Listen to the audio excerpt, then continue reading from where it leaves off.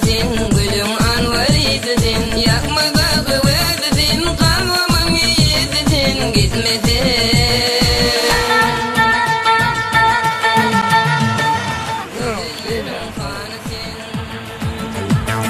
Kalbımın sultanı sen, o dolayma canı sen, gitmedin.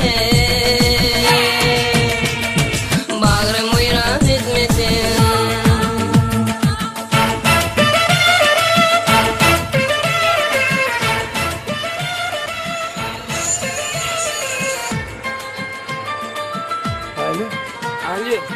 Alo, kim mi? Benim Halifam. Rahman Hudaya bir şey. Bulluk mı? Olmuyor böyle Halifa. Şaşkın. Allah dedim. Görsün öyle bir ak atar. Derine Müslüman Halifam. Görsün olmaz senin de böyle. Ne bu var? Rahman sen sağlıklarına çağrılarına sağlığa verelim. Ay tuvalet.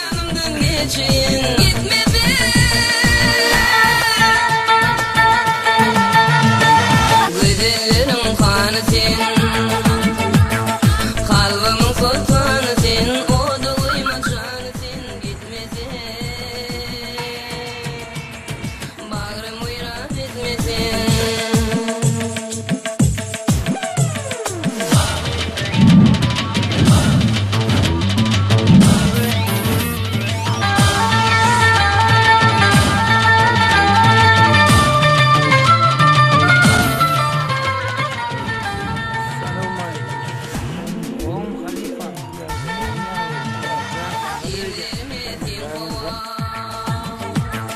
Dillerime sen doğa,